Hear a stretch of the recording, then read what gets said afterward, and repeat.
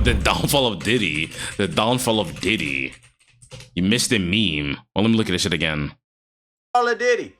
Bro, I'm over here trying to cook some meat and they showing me the meat master. Oh. Right. Well, let me try to actually fix my web here. What do y'all see this?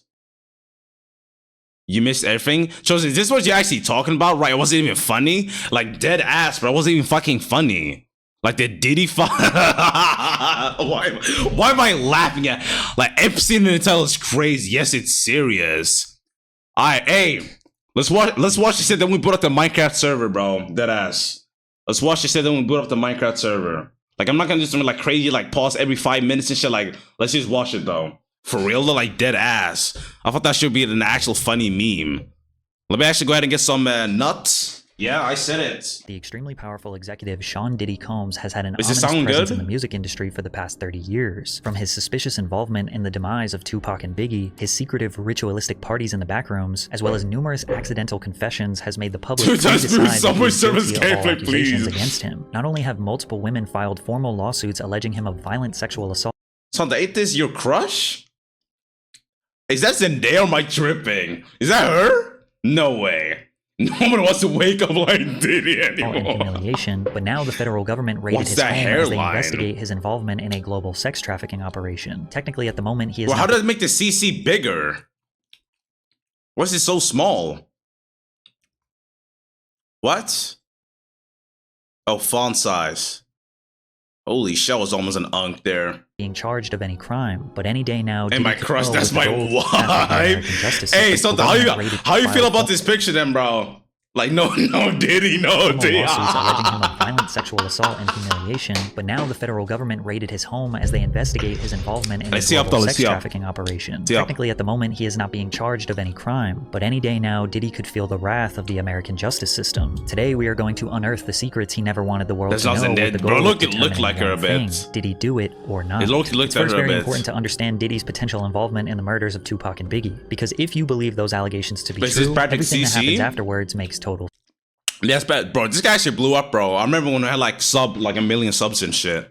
Did he do it? In the mid-90s, Diddy, also known as Sean Puffy Combs, was in the middle of the infamous East Coast vs. West Coast hip-hop rivalry. So he was an OG. It all began with East Coast rapper and Bad Boy Records signee, the Notorious B.I.G., versus his enemy, West Coast rapper and Death Row Records signee, Tupac Shakur. And it ended with both of them being assassinated via drive-by shootings. Biggie's murder remains unsolved to this day, but in 2023, we learned that Keefe D was the shot caller for the group of individuals that killed Tupac. Although we do not know the specific details as to why these two rap legends were killed, through all the theories, key information, and first-hand recollections from friends and witnesses of both murders indicate that Sean Combs had involvement in both murders. Biggie and Tupac were friendly and actually respected each other at first. Yeah, Tupac had begun rapping in 1991 and within 2 years already had earned a platinum album. Biggie was a crack dealer who recorded freestyles for fun, until someone sent his tapes to Puffy, who signed him to Bad Boy Records for $25,000. Puffy was also able to use his status in the music industry to connect Biggie.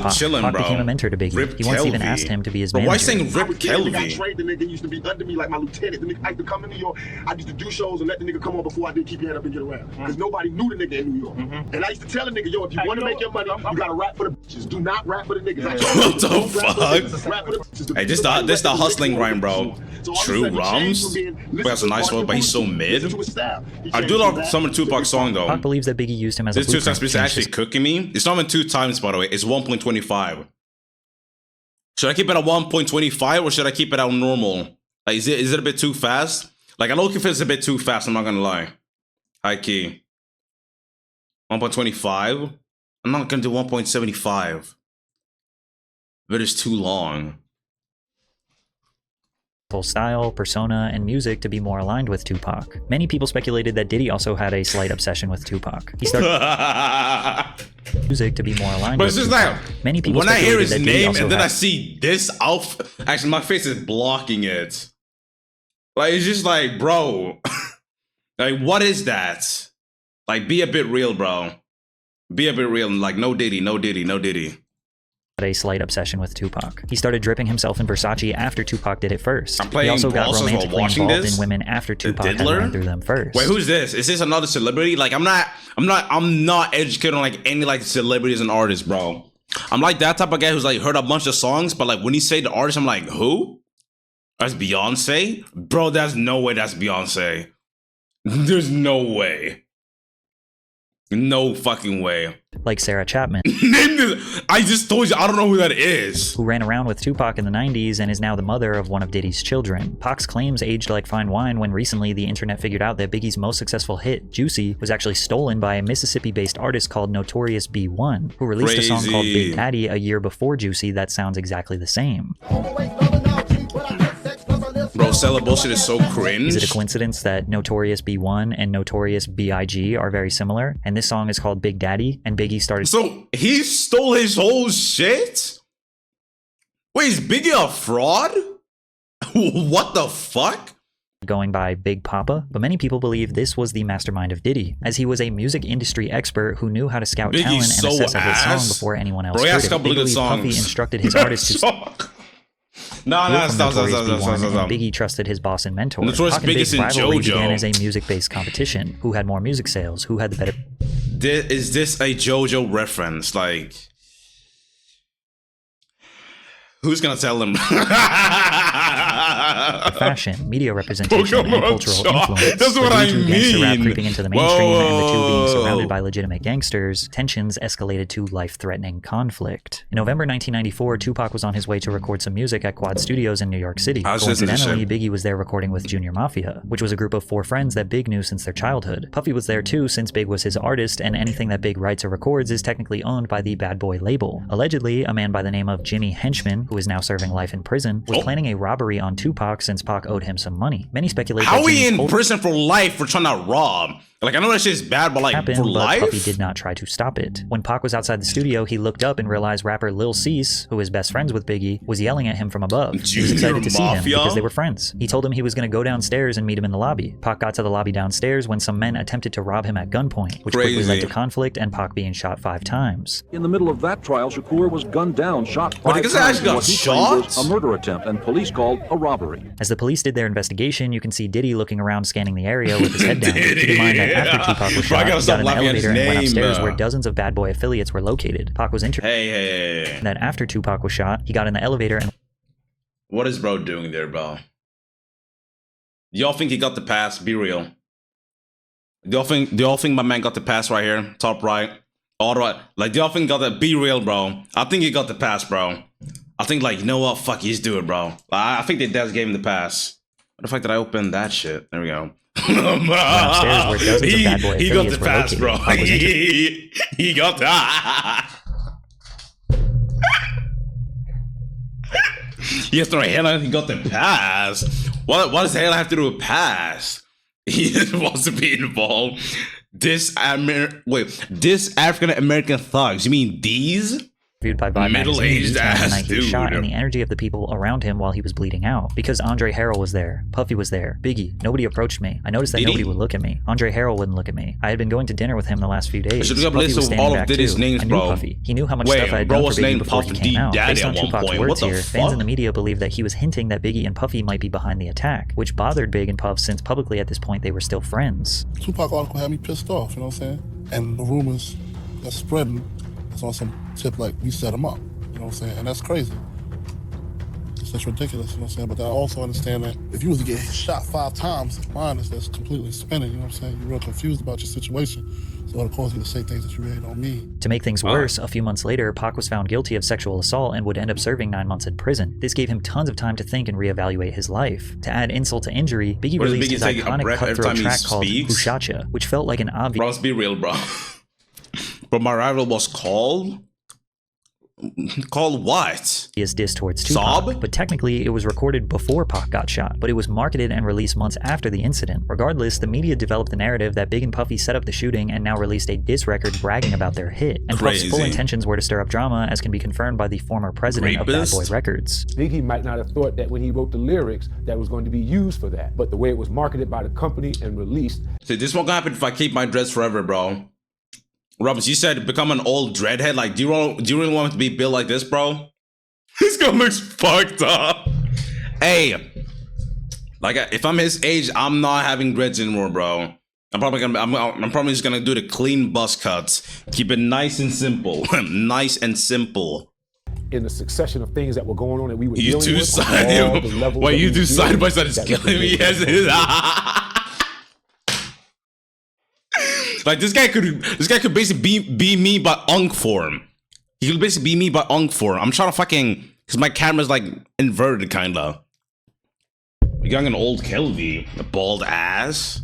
And that's a perfect example of how my former business partner works and thinks. Pac was sitting in jail already thinking that they set him up, and the release of this song was all the proof he needed. But this wasn't the only shooting that Puffy was involved in. It's also important to know that Tupac signed to Death Row Records while in prison after the label owner Suge Knight promised to use his money to get Pac released. As they were in the process of getting Pac out, Suge Knight and his best friend Jake Robles, aka Big Jake, were at the Platinum nightclub in Atlanta. Suge confronted Puffy at the club and was choking him. Puffy's bodyguard, Anthony Wolf Jones, steps in to defend him, and then things got out of hand. Next thing you know, shots are being fired, and Suge's friend Big Jake was shot and killed. Whether or not Wolf shot Jake has never been confirmed, but Suge was holding Puffy responsible for the attack, which was enough to now ignite a feud between the two executives. Quick sidebar, recently fans have noticed that Puffy's firstborn biological son, Justin Combs, looks a lot like Wolf. How does your son look more like your best friend than you? Anyways, in October 1995, Tupac got out of prison and he wanted war.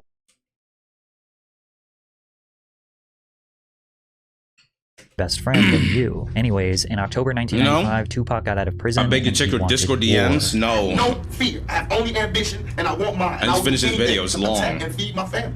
And these niggas represent a threat. Pac got out and immediately started taunting and scheming on Bad Boy Records as much as possible. In the days after his release from prison, he jumped into the studio to record his next album, All Eyes on Me, and he talked about the anticipated tracks. This is actually like one of the songs in this album. That's gonna be a hard thing, right? Shorty wanna be a thug. That's gonna be a big one. This is why he chose this as thug so many times, bro. Because he probably listens to Tupac, bro. He's like, oh, these thugs, bro. These thugs, thug. I wonder why they call you bitch with Faith. That's gonna be a big one. He mentions Faith, aka Faith Evans, who was married to Biggie for over a year at this point. Imagine your wife jumps in the studio. I feel like I'm going to hell, bro. I feel like I'm actually going to hell, bro. His wife is so fine. Yes, bro. Milk. I'm going to heaven too. Bro, I'm going to hell. I'm going to hell. Enemy 1 week after he gets out of jail. Pac was also seen with Faith Evans at Whitney Houston's album release party. The rumor is that Biggie cheated on Faith and that she was trying to get back at him by cheating with Pac. Pac also is she like mixed? I bet she got a little bit black in her, bro. The rumor is that Biggie cheated on Faith and that or am I tripping? She mixed, she was trying to get back at him by cheating with Pac. What's wrong with his eyes? Bro, that's what I'm going to hell, bro. Who was a close friend and business partner with Puffy. Then Death Row Records held a Christmas party in 1995 where a close friend of Puffy, Mark Anthony Bell, was mercilessly beaten and forced to drink urine after refusing to give Suge Puffy's mother's address. Tupac and Death Row did not let off the gas. At the 1996 Soul Train Awards, Biggie won the award for Song of the Year, and Tupac won Best Rap Album of the Year. After Big got his award, he took some pictures backstage and then exited the venue because he had to go to the airport to catch a flight. And that's when Pac and Suge pulled up in a Hummer taunting them. While we was waiting for the car to pull up, Suge and Tupac pulled up in the Hummer. And, Tupac was really loud, yelling West Side, cursing, yelling a bunch of stuff. And Suge came from the other side and was like trying to actually walk up to us saying he just want to talk to Big. Like, want to talk, but of course everybody got in front. It was a little yelling and arguing. He's missing a chromosome. Everybody got in front, kind of stuff. I see Despite you Biggie's gangster lyrics, he was really a chill dude who didn't want to beef with Pac. Remember, he looked up to him. He always thought they were friends, but as we are speculating, he seemed to be a pawn in a much bigger operation. Like, why did he even beef, bro? You sent somebody to shoot him that first time. That's true or false? Why? No, it's false. Why would I do that? Okay. No Diddy. Hyping a record, or you have no idea? I don't know what was the problem. I wasn't inside his head at the time. I don't really know what's the reason for the doing what he did. Tupac was a man on fire. A man who he believes was wrongfully convicted of a crime he didn't commit, was constantly being slandered by the media, and now feels was being disrespected by his biggest enemies, on top of being surrounded by real gangsters. He released a music video alongside Snoop Dogg called Snoop like one of the OGs, bro. Chill. Please don't kill me. It was Buff's idea. Oh, man, I'm just a rapper, man. Please don't take me out the game. Interesting that Tupac himself instructed they made a whole music video about this? It was Puff's idea, as if he knew the truth. Then Pac released one of the most abrasive and iconic diss tracks of all time, Hit 'Em Up. He starts off the song claiming he had sex with Biggie's wife and then directly calls Biggie, Puffy, and Junior Mafia all bitches, along with various other threats. The pressure was on Bad Boy. Said, fuck you, yo. Pac was not going to stop, and Puffy couldn't take the heat. Biggie's bodyguard, King Deal, recalls when Puff reached his tipping point. He said, I'm a businessman. I'm about making money, but something gotta change. I don't give a f if Pac gotta die, Big gotta die, or Suge Knight go to jail. Damn. Something's got to change. Gene was taken back. He wondered if Puff realized that he just said he didn't care if his own artist died. At the same time, he still wanted to play gangster games. As we all know, these gangster games only lead to two outcomes: death or jail. And Tupac would meet his fate on September 13th, 1996. Pac and the Death Row Squad were attending the Bruce Seldon vs. Mike Tyson boxing match in Las Vegas. Hyped up from the testosterone and the energy of the fight, Pac wanted some action. A Death Row associate pointed out Orlando Anderson to Pac, who was a Southside Crip gang member, a rival to the Pyru blood set that was affiliated with Death Row Records. Pac went up to Orlando and punched him in the face. Then Death Row associates put a beating on the man. Later that night, Suge and Tupac were driving down East Flamingo Road to Club 662, when suddenly a white Cadillac pulled up beside them at a red light and opened fire on Tupac. He was hit 4 times, with the fatal shot piercing his lung. Just last year, Las Vegas shot like police 9 times in total, like in his life. Davis, who was a shot caller for the group of individuals that committed this crime, and he orchestrated the plan that was carried out. Ironically, Keefe D has been confessing his involvement publicly on the internet for years. In 2008, he confessed that his nephew, Orlando Anderson, the man that Tupac punched earlier that night, was the one who actually pulled the trigger. Keefe D has now identified his own nephew as the murderer of Tupac Shakur. 50 Cent got shot 51 times. Was an informant in 1997 who told investigators that Puffy had hired the Southside Crips to kill both Suge and Tupac, and that the Crip who was jumped at the MGM was in the group that had done the hit. This was exactly the same story that Keefe D told us a decade later. Keefe also stated that Puffy offered them $1 million to kill Suge and Tupac. $1 million? Yeah, he come on down there and talk to me. He tells you seriously. Yeah, this was pre-Dark Web and everything, bro. He's like scared. Yeah. Pre-Dark Web and everything. And he's like, okay, I'll do it for $1 million. He agrees, shake on it or something like that. It's nothing. I get it. I'll do a lot for 1 mil. Yeah. So would you actually kill me for 1 million? I'd be that ass, bro. Okay, just a quick question to everybody in chat. Would you kill me for 1 million? Be real. Just yes or no. Just be fully honest. Just be fully honest. Yes or no. Yes in a heartbeat. But Skeeter, like, you be like trolling and shit, but would you actually, Skeeter? Like, be honest. Okay, Santa said yes. Rum said no. This said yeah. Calm said no. I said no. I'd be up 1 million. Like, Skeeter, are you actually serious, bro? $1 million, then yeah. They're lying if they said no. 1 is 1. Fuck, man. I gotta reevaluate my. I gotta reevaluate my circle, bro. Okay, would you kill me for $100K? 100K. 100K. Yes or no? No. 100K, nah. Definitely not. No.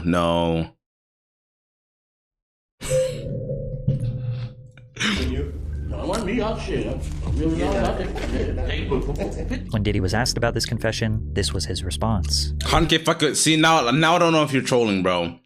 Now I don't know if you're trolling, bro. Which we know what the truth. Yeah, check this out. We don't talk about things that are nonsense. We don't even entertain nonsense. I know $1 million is worth going to jail all my life. With all due respect, but I appreciate you as a journalist asking. Thank you. As you can imagine, Death Row was likely seeking retaliation for the murder of Tupac. Everyone at Bad Boy Records knew they were not safe, but they were especially not safe in Southern California. An LA kingpin called Gene Deal, Diddy's bodyguard, and warned him that there was a hit placed on Biggie in LA. This somebody did 26 years in the federal jail as a kingpin, brother. He called me to save Biggs' life. Tell them niggas not to go nowhere. It's a hit on them. You get this information from a kingpin, brother.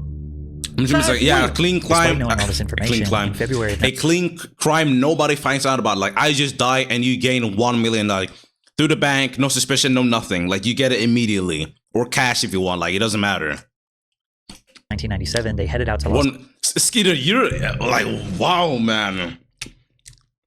Fuck. Like, I'm surprised because we know each other for such a long time. Like, Santa too, bro, is 1 million. You selling my life like that? Like, that's just crazy. Biggie's new album. Sure, thank you, bro. Record some of his album. I don't feel the rest. It's 1 million. Yeah, 1 million, bro.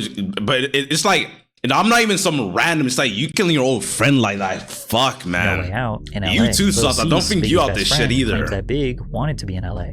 If he say go, we going. If he stay, we staying. Big wanted to stay. I always tell people that, yo, why everybody always go, why y'all was there so long, or why you didn't tell him to go home? He's the boss. We're here because of him. And if he feel like it's no threat that he wants to be here, it's our job to stand down with them. Biggie was not taunting the West Coast. He genuinely loved being in LA. He received a lot of love from fans, promoters, radio DJs, despite being surrounded by his enemies. Instead of claiming to be the victor of his beef with Tupac, Biggie wanted to use his life to inspire change and squash the East Coast versus West Coast beef. The truth is, over the years, human life is worth more. Okay, wait. Human life is worth more. Someone doesn't own $500,000. Okay. Let me ask you this right now, Skeeter. Would you kill a family member right now for $1 million? We're getting deep into this shit, bro. Yes or no? 1 million, bro. A family member, like your blood, okay, your literal blood. Yes, man, that's getting pat. Okay, would you kill your brother for 1 million? Let's say that shit. You fuck my cousin. What the fuck? That's 1 mil. Skeeter, your mom, bro. Be honest.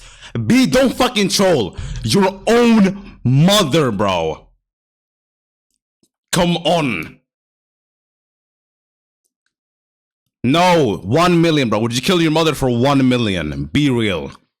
Be real. My brother for 10 mil, maybe $1 billion, then yeah. I'm gonna kill murders for 1 million. Valid. Skeeter, bro, you like don't take your time typing, bro. 1 mil clean crime shit, that's a mansion or two. You just don't like it's just like I can't even tell if you're serious or not. I actually don't think you have any emotions, bro, like left in you. There's only like 20% emotion left in you. 1997. Because they trolling? Skeeter's definitely said some of these answers. Award at the 1997 Soul Train Awards, the Bad Boy crew attended the after party. Wait, I can't forgot to pick which family member, then I do it like 50 times over, Lamau. Hosted by Vibe magazine at the Peterson Automotive Museum. Biggie left the party riding in the front passenger seat of a Chevrolet Suburban SUV with Puffy and other entourage members driving directly in front of them. As they stopped at the first red light, a dark-colored Chevrolet Impala pulled up alongside Biggie's SUV. An unknown assailant inside the Impala rolled down the window and fired multiple shots at Biggie's vehicle. Biggie was hit numerous times by gunfire, sustaining 4 gunshot wounds. One of the bullets struck him in the chest, causing severe internal injuries. He was immediately rushed to the Cedars-Sinai Medical Center, but pronounced dead at the hospital that night. So what happened? Well, Puffy's business partner said that they had used up all their budget on security, so they couldn't hire extra security for this evening. Keefy D was also at this party and offered protection. Puff told him to stand down. I know who the fuck that guy is. Puff decided to ride in the separate car located in front of Biggie's. Then he gave his security guard, Gene Deal, very strange instructions rather than maximizing Big's protection. I tried to ride on the side of the car. Puff said, "Yo, Gene, what you doing?" I said, "I'm riding on the side of the car. I have my gun out." So he says to me, "Gene, if you don't get in this car, you ain't gonna never work for Bad Boy ever again."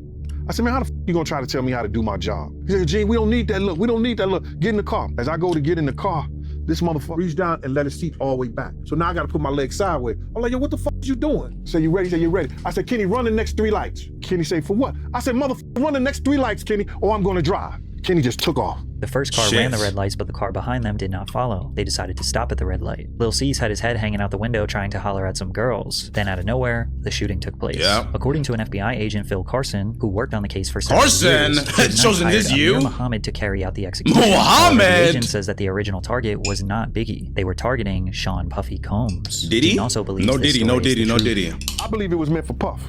The people that tried to kill Puff that night, for whatever reason, because we had some beef with some Muslim cats in Soul Train too. For whatever reason, the people that's trying to kill Puff. Oh my Carson Wilder.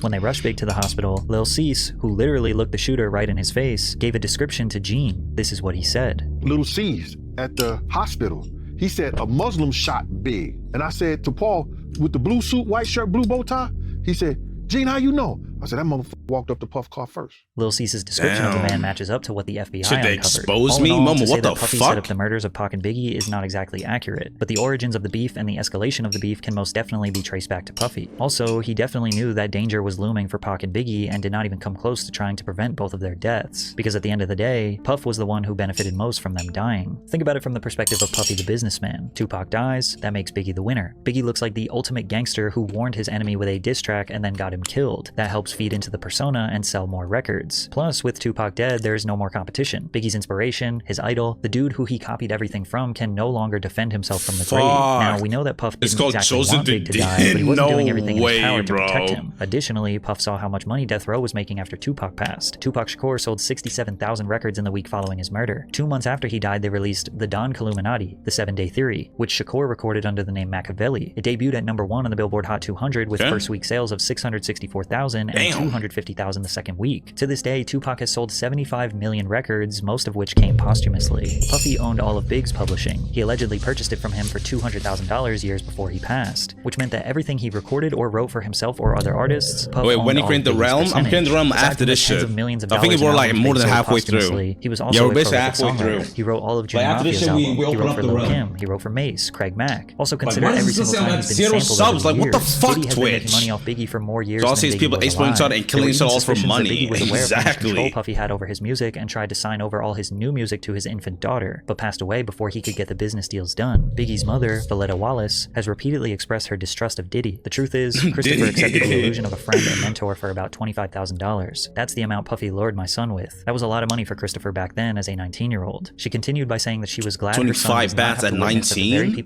That's the exact age I'm at. Wouldn't think twice Stop about laughing at the bro, I can't because he's just like every time I hear Diddy, I just think like no Diddy was Diddy. filthy rich, extremely powerful, and evidently unpredictable. Imagine how easy it was to leverage his power in the music industry and his personal life. If you said no to him, in theory, he could blackball you, Did he extort do you, it? or maybe something more permanent. So consider that when we begin analyzing his history of suspicious behavior. Did he come forever ruined? Exactly, like that. Savage! I'm a savage! Oh! I'm a savage! Whatever I want to put you dick! Yeah, this shit aged like milk. That shit aged like milk. You are a savage. You are one. Let's start with the mysterious Puffy's Flavor Camp, where Here we Diddy go, would Rose. mentor Here we teenage go. musicians like Usher and give them a taste of the music industry. R&B sensation Usher was nothing short of a child prodigy. By age 13, he had already been discovered in Atlanta by L.A. Reid, and they sent him to New York City to record his debut album. At 13 is crazy. In 1994, Usher was just 14 years old, and he moved So into Usher been doing this for fucking ages. Diddy's house to be a part of his Flavor Camp. I mean, but hey, it was curious. I got a chance to see some things. Yeah, but you were 13. What were you seeing? I went there to see the lifestyle, right? And I saw it, and it was, but I don't know if I could indulge and understand what I was even looking at. It was pretty wild. So nobody tried to, some woman didn't come along. I didn't say that. Okay. He didn't say that. Hey, whoa. What I did say is that there were very curious things taking place, and I didn't necessarily understand. Usher has been very reluctant to discuss what happened when he lived with Diddy. In a 2004 article with Rolling Stone, he said, "Puff introduced me to a totally different set of sex, specifically. Sex is so hot." Oh, fuck, bro. Oh, fuck, bro. Fuck. In the industry, man. While he was in New York, he lived at Puffy's house in Scarsdale. There was always girls around. You'd open a door and see somebody doing it, or several people in a room having an orgy. Like, he's getting exposed at this when he's so fucking young, bro. This ain't, knew what was going to happen. Some people look at this as nothing short of grooming a young boy. One time, Diddy himself detailed what living with Usher was like. Back in the days when he was like 10 and I was a little bit older, his older brother, we used to fight over the Frosted Flakes. You know what I'm saying? Before pause was invented. You know what I'm saying? But it's my brother for real. We used to actually wrestle off of the Frosted Flakes because he used to always get up early. Now he's one of the richest stars in the world. That's what I mean. Wait, that Kevin? I didn't even notice Kevin Hart was there. Just say. Even though Kevin Hart was just joking, he really was the only one that seemed to question what Diddy was talking about. But Usher looks kind of uncomfortable. And you'll notice a theme where Diddy is very comfortable touching other people, embracing them, calling them pet names, and almost always the other person's body language screams Whoa, what was that? Embracing them, calling them pet names, and almost always the other person's body Diddy, language screams no Diddy. like it. Kevin. Man, you where did Kevin come from? You put in that work. But Usher is not the only artist in the industry who may have been a victim of Puffy's Flavor Camp. Justin Bieber was also mentored by Diddy early on in his career. Bieber, wasn't that just Kevin Gates? Birthday, spent 48 hours with Diddy. Diddy gifted him a Lamborghini Gallardo and let the world know why him and the teenager were hanging out. Where we hanging out? So what is this reoccurring theme? First Usher, 13. Now Justin Bieber. I don't know how old he was there, but maybe like 14. Doing, we can't really. Shady. It's definitely. Hey, no Diddy. I don't have legal guardianship. All famous has been. Wait, all famous artists have been diddied before nearly died. Lock and calm.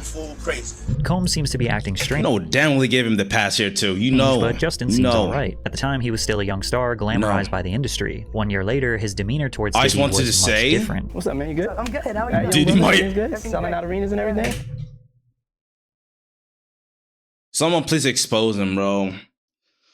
Like, he can't keep getting away with this. He can't. Like, someone gotta expose Shady, bro. Like, someone have to. No. You ain't been calling me and hanging out the way we used to hang out. Well, I mean, you tried to get in contact with me, you know, through all my, partners and whatnot. But you never really got my number, so. Now, Combs is renowned for hosting lavish and star-studded parties that have become legendary in the entertainment industry. Shady got parties are famous for attracting A-list celebrities across his name all was industries. I had the craziest mix, Combs told Oprah. Some of my boys from Harlem, Leonardo DiCaprio after he just finished Titanic, I had socialites there and relatives from down south. Diddy parties are typically hosted at luxury venues or his own private residences. Here he goes. We're quick to anoint him the modern-day Gatsby, a title he embraced with open arms. Have I read The Great Gatsby? He said to a reporter in 2001. I am The Great Gatsby. However, many people forget that one of Diddy's first parties ever resulted in the deaths of 9 attendees. In 1991, 22-year-old Sean Combs was the promoter of the Heavy D's and Puff Daddy celebrity charity basketball game at City College's Nat Holman Gymnasium, the infamous Puffy Party where a stampede occurred taking the lives of 9 people. Some of the hottest rappers in the game were set to attend. Boyz II Men, Phife Dawg, Big Daddy Kane, Jodeci, even LL Cool J and Mike Tyson showed up. The crazy part is that fans could see all of their favorite stars for just $12. The first problem occurred with the tickets. Keep in mind, this is in 91, so people had to go to physical location. Bro, fuck. No, that does say Apollo. What the fuck?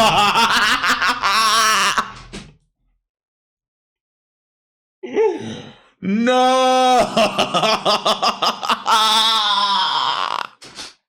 No. Apollo. Apollo, no. No. Boy, oh no! No! No!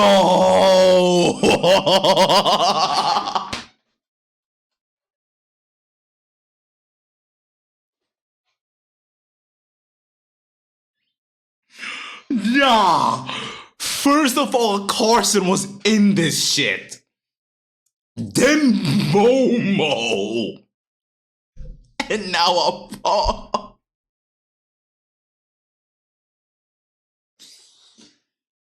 Fuck, man.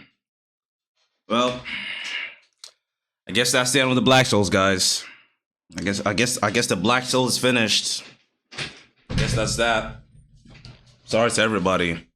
I'm sorry to everybody. I was the Somali guy, not Carson. PP is Carson, though. No way, Apollo. Why? Diddy, man. Hey, no Diddy. Chosen Momo, Apollo. Fuck. Pull down her pants, I'm finna crash out. Bro, that video was so fucked up, bro. Also, Richard, I think I saw your name in chat, bro. Welcome to the stream. We're about to play Minecraft after this shit. Like the Apollo Theater box office to buy tickets. Tickets were also sold at local shops like Boss Emporium, and even free tickets were given. Did you guys know that someone at my job is named Apollo?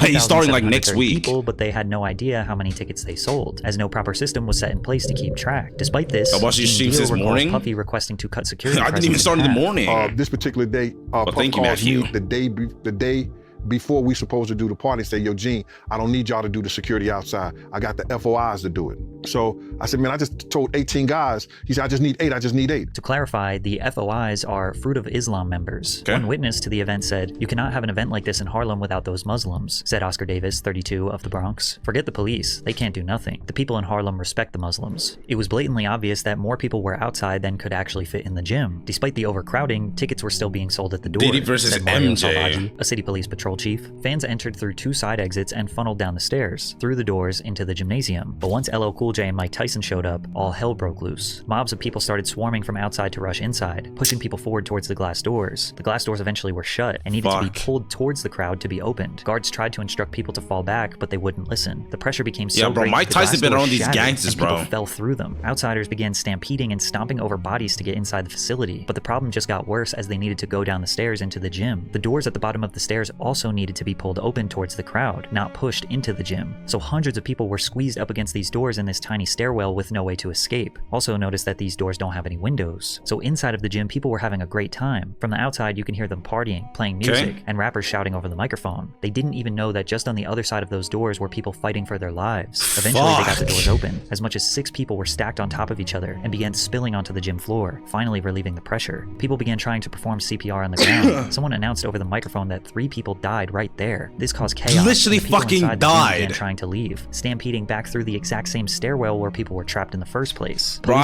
imagine being claustrophobic in these fucking scenarios, bro. Like, you're actually cooked. A 9th victim died in the hospital days later. All of them died from asphyxiation. 8 families of the deceased settled wrongful death lawsuits against Mr. Combs in early 1998. Mr. Combs ended up paying around $600,000 of a total $3 million or so. Now, clearly, this wasn't all Diddy's fault. Legally, the courts claimed the city 50% responsible and the promoters 50% responsible. Regardless, death and dark energy seemed to lure around Diddy since his earliest days. From there, he kind of stopped throwing parties for the public and started to keep them private. However, over the years, that was like a similar shit, right? What happens like people couldn't breathe and shit. Ranging from group sex rituals to casting couches. Whoa. Inside Diddy's freak off parties, from sex, drugs, and hip hop to NDAs and A-list. Well, what is NDAs? What is NDAs? What does that mean? What does that mean? Video says Mr.Combs. My mind, Mr. Calm. That's some rumps type shit. Non-disclosure agreements. Thank you. Newcomers would secure their future in various industries. The biggest rumor is that aspiring male talent would need to pleasure other powerful men. Wait, Jamie Foxx talked about Puffy Combs and all his men's secret parties rumors leaked video to advance their careers, and apparently it's an open secret in the music industry, which is why Shannon Sharpe erupted in laughter when Cat Williams said, because P. Diddy be wanting the body, and you gotta tell him no. You got to tell him no. I did. Now, Diddy has 6 biological children with 3 different women. He has had multiple high-profile relationships with the likes of Jennifer Lopez, Naomi Campbell. Jennifer Lopez is such a baddie, bro. I just had to say it. And Cassie. But you will notice that most of the who the fuck was that? Relationships with the likes of Jennifer Lopez, Naomi Campbell, and Cassie. But like, this cut ain't it, bro. I'll be real, bro. Oh, actually, you guys can't even see it. That cut ain't it, bro. Like, I'm just being fully honest.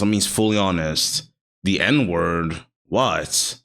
You will notice that most of the party stories that circulate involve him being surrounded by men. Josh Ostrovsky, who goes by The Fat Jewish on social media, detailed his strange experience at Who the fuck is this?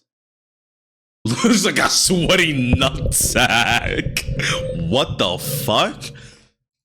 Diddy party. I'm on ecstasy and I'm trying to find the bathroom. Dog, what is his head? I can't find the bathroom. I get lost. So I open a door, and in that room, there are a bunch of men laying about and, you know, kind of like very, like, kind of leaning on each other. Not like if you were spooning, but facing each other and, like, leaning up on your elbow and talking. Like, it would almost be the prelude to an orgy. Yes. Oh, absolutely. Okay. Oh, my God. Oh, my God. It was so prelude to an orgy. And who is lounging in my direct eye line? Puff Daddy and Felix the House. No Diddy. Famed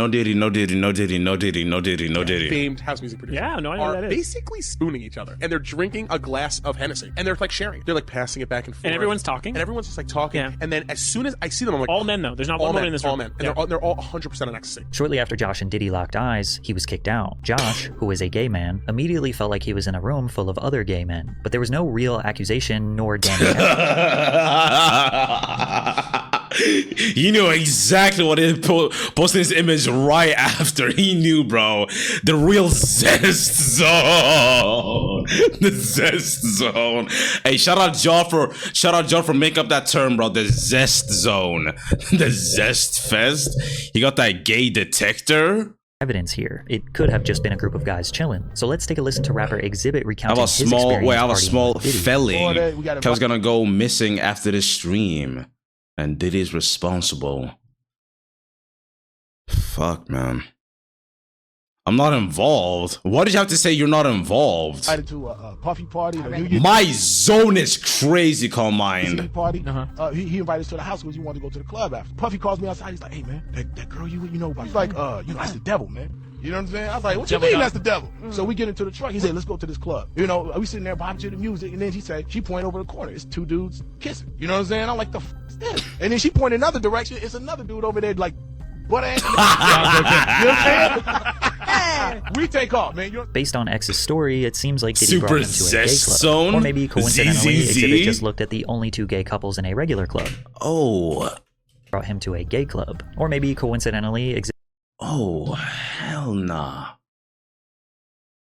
Why do y'all look like they have children, bro? Like, fuck, man. That's called my domain expansion. Zest Zone egg faces. You know the guy to the right here, you know? exhibit just looked Why at is the the guy only two gay pink? couples in a regular club. I don't know, 50 Cent bro. also recalls one of the first times he met Diddy. We gotta kick it. This is tough. Okay. He telling me we gotta kick it and shit. And he was like, yo, why don't we like go shopping or some shit? I mean, like, I pay for it. And I was like, what the fuck this nigga just said? What the fuck? It's a fruit pop. Fruit pop is crazy. At this point, what the fuck didn't Diddy do, man? Yo, no Diddy, bro. No Diddy. Fruit pop is crazy. Holy shit. Now, there is no doubt that homophobia has been prevalent in hip-hop forever. However, some people are just simply not gay, and Diddy's actions make them feel uncomfortable. Like rappers Fabulous and Jadakiss, who were pressed by Diddy on a podcast that got really awkward really quickly. Wait, what happened He began here? by repeatedly calling the host Nori Daddy. I mean, even if you're gay and shit, I feel like even if like some maybe not some random, but like a person you know you don't really fuck with that much, like it would still be a bit weird. Like even if you're gay and somebody's be like, yo, Daddy, like settle down. Yeah, I love this drink. Where you put my Chance, but I bag like at? when you like this, Daddy. Where you put my bag? Daddy, I at? like when you Oh, it's right here, scrambling it's and right scraping here. for shit. No, I I got like notes that. and shit. I'll be practicing. Then he proceeded So like, why do you have to say it like that though? to ask Fabulous why he didn't want to party with him. See where I look Did you back miss on me? where I became. Did you miss me though? For real? Because I'm I saying miss- it seems like a thing. I It's miss his partying birthday with party, Puff, man. I Man, miss but I'm partying talking about with for your birthday. Huh? Why won't you party with me for your birthday, man? Yeah, we partied for my birthday before. You came to my party. No, but me and you ain't never really party. You know what I'm saying? Jadakiss kept his head looking straight down for almost the entire interview, and you could tell Fabulous was very uneasy about Diddy's presence. When Diddy was confronted about it, this was his response. You scrambling and scraping for shit. Fred! No. Hey, W fucking bits, bro. Fred, thank you so much, bro. No Diddy, no Diddy, no Diddy. That was you. Scrambling. No Diddy. What? He said, I like when you do it like that, Daddy. When you. Oh my god. Imagine getting prep. Wait, no, actually, listen to this shit, bro. You. Scrambling. What? He said, I like when you do it like that, Daddy. When you scrambling and scraping for shit. Hey, man. Fuck. Oh, he don't even remember. He said that shit. Nah. I mean, I You was don't called, go back and look at that stuff and laugh? I mean, it could be funny. I don't really be on it like that. It seems like he genuinely has no idea why people thought what he said was weird. He says things, he doesn't even know what he's saying is like fruity. You know what I'm saying? Like, he says something fabulous and he goes, yo, but me and you, we ain't party. Like, we need to party. What are you talking about? What is he talking about?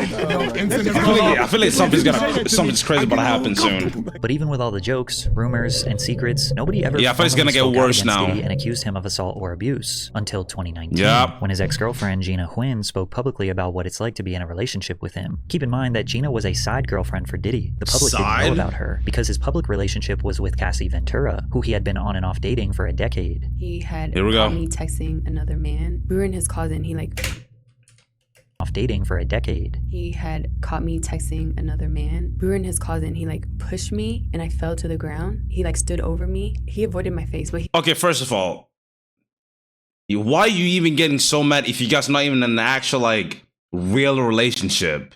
He already fucked up when he pushed her, bro. he started punching me on the side of my head and I was just covering my face. He Nah. stomped on my stomach, took the wind out of my breath. I couldn't breathe, pleading to him can you stop? And he stopped for a little bit. He grabbed my hair from the back and was punching the back of my head. She also claims that she was pregnant with his child in 2014. You mind telling me what happened with that pregnancy?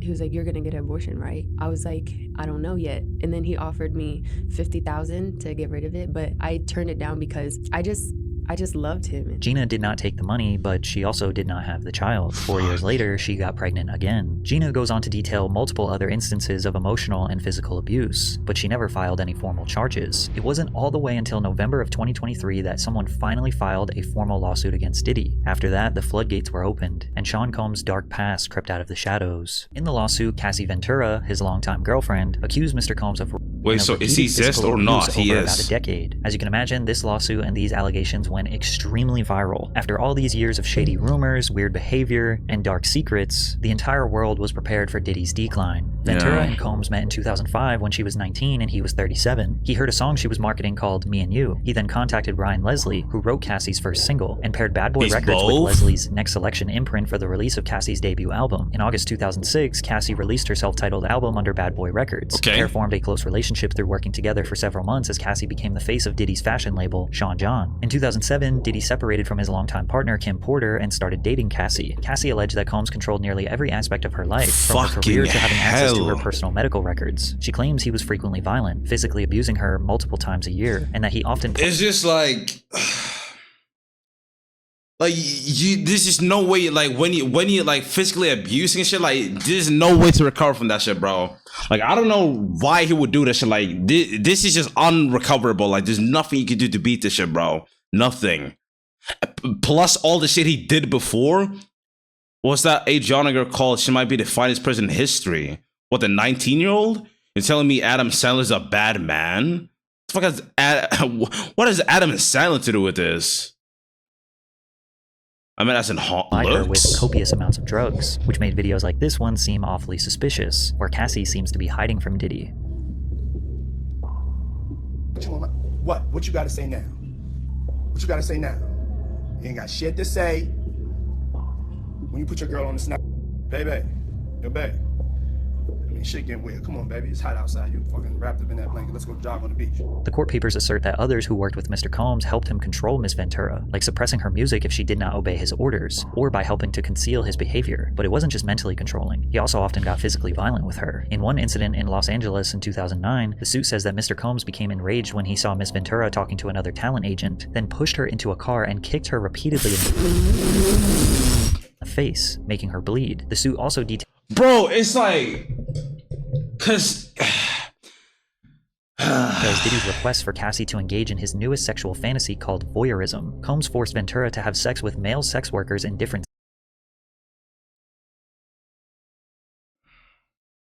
So he's a cuck. Oh my god. Oh my god. Oh my god. Wait, I'm allowed to say cuck on Twitch, right? But oh my god. Combs forced Ventura to have sex with male sex workers in different cities. He's quite literally everything. Because he's in a bad word, LMFAO. Yeah, but they banned, you know, the S and the imp word, so that's what I'm asking, Skeeter.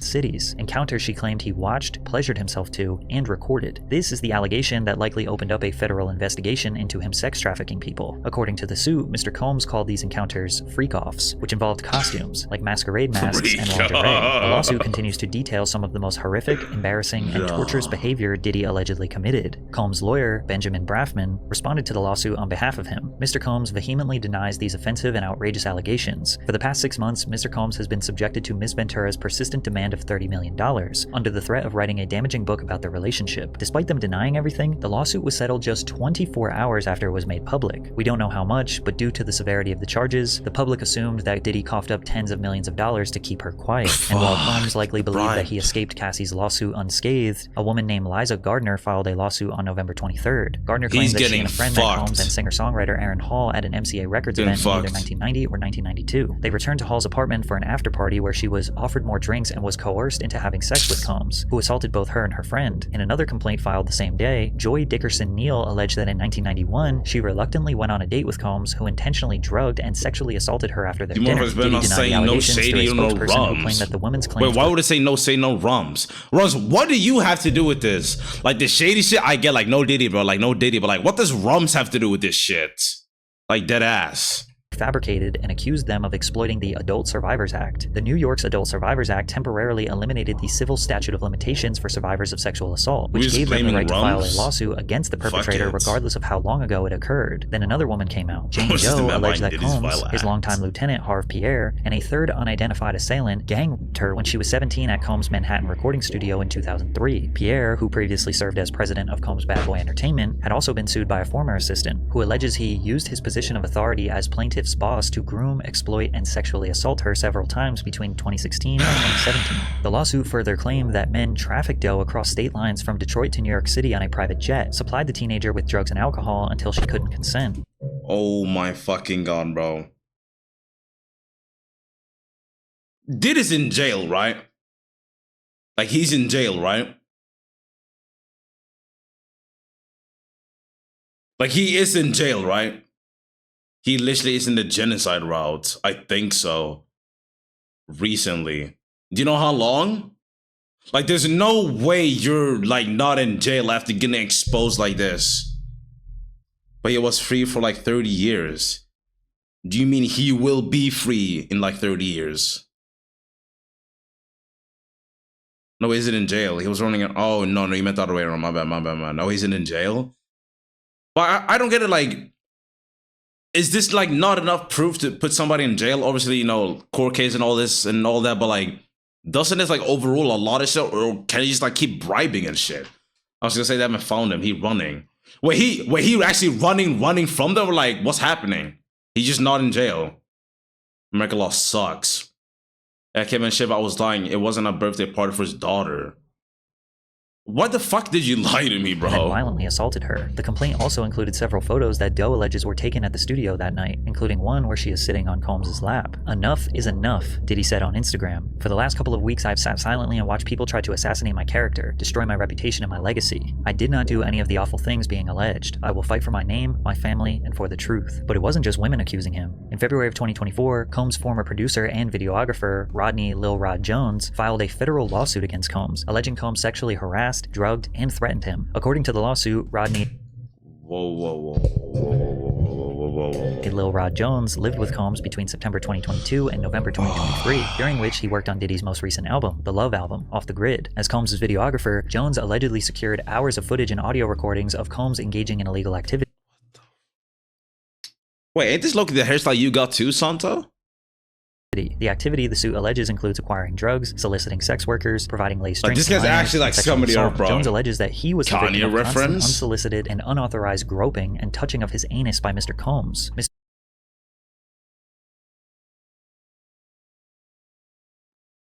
Jones was forced by Mr. Combs to work in Mr. Combs' bathroom as Mr. Combs walked around naked and showered in a clear glass enclosure. In the lawsuit, Jones also alleges that Young Miami, who is Diddy's most recent girlfriend, was among those who were paid a monthly fee by Diddy to work as his sex workers. Jones believed Diddy was a monthly fee?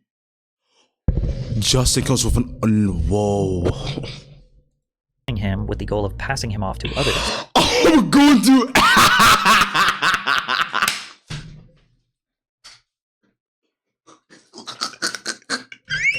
While on a yacht in January of 2023, Jones alleges he was introduced to Oscar-winning actor Cuba Gooding Jr., who proceeded to grope and fondle him until being forcibly pushed away. Jones claimed that Diddy, who had dominion and control over Gooding Jr., believed Diddy was grooming him with the goal of passing him off to others. While on a yacht in January of 2023, Jones alleges he was introduced to Oscar-winning actor Cuba Gooding Jr., who proceeded to grope and fondle him until being... No way he groped. No way. No way, no way. Ain't Santa white? Bro, he literally sent his face in fucking general chat. Forcibly pushed away. Jones claimed that Diddy, who had dominion and control over Gooding Jr., failed to step in. Also, my best friend you're black. Like, he literally sent his face. The rapper is mentioned as having been on Diddy's yacht, where they were allegedly seen consorting with underage girls and sex workers. This rapper is described as a Philadelphia rapper who dated Nicki Minaj. Rapper Meek Mill is from Philadelphia and dated Nicki Minaj from 2014 to 2016. That same unnamed rapper, also an unnamed R&B singer, and producer Stevie J allegedly engaged in sexual intercourse with Diddy. This allegation has people looking at that clip of Meek Mill in the pool with Diddy calling him daddy more suspiciously. Also, 50 Cent made some jokes about Diddy and Stevie J on Instagram, to which Stevie J responded with not denying the allegations, but challenging 50 Cent to a boxing match. However it go, I want you to fade, nigga. Fuck all that. Since it's entertainment, let me beat the shit out of you on TV or something. Don't duck that. I'm calling you out. What you want to do, Curtis? But the most shocking allegation in the lawsuit was Mr. Jones discovered that Mr. Combs has hidden cameras in every room of his homes, and that Diddy was secretly recording artists and powerful executives. Bro, how worse does this get? Who may or may not have participated in the freak-offs. If this turns out to be true, we might see some of the most powerful people in the entertainment industry get exposed. No, don't group Jay-Z in this, bro. Fuck. 50 Cent wants to be a part of the expose. He's a dreadhead. He's a dreadhead. Instagram, shaking my head. This is gonna be so good. What you want to bet I'm gonna get these tapes? I'll pay top dollar for them. You been over there? there? I don't go to Puffy's parties. However, it seems as though Sean Combs' reign of terror may be over. On March 25th, 2024, Homeland Security agents and other law enforcement officers raided Diddy's homes in Los Angeles and Miami. But it feels like it's gonna jump out on two. Exactly. Homeland Security No, wait. What actually happened? Homeland Security agents and other law enforcement officers raided Diddy's homes in Los Angeles and Miami due to a possible ongoing sex trafficking investigation. Homeland Security expert Hal Kempfer added some insight that the evidence they're looking for includes laptops, flash drives, and anything that would connect Combs with the allegations. As of right now, we don't know what they found, and technically the feds never formally announced what they were looking for or why they were there. But it's safe to assume, based on the allegations, conveniently, Diddy was not even in the United States during the time of the raid. According to TMZ, Combs' private jet was spotted on the ground in Antigua, in the Caribbean, shortly after news of the raids broke. Many people believe he is fleeing the country, and today it seems like Diddy is spiraling. He just posted on social media trying to see who in the industry is on his side. Hey, yo, right now though, for real, yo, I need to know who with me. Fuck. He's being way too desperate, bro. Good morning, you booty sniffing honey nut. I was gonna say Cardi Jaw, but Jaw, welcome to the stream, bro. Good morning, bro. Like just straight up, like I don't have the time. If you with me, let it be known. If you don't, screenshot what Chosen said. Somebody right now, before it deletes it or something. Right now.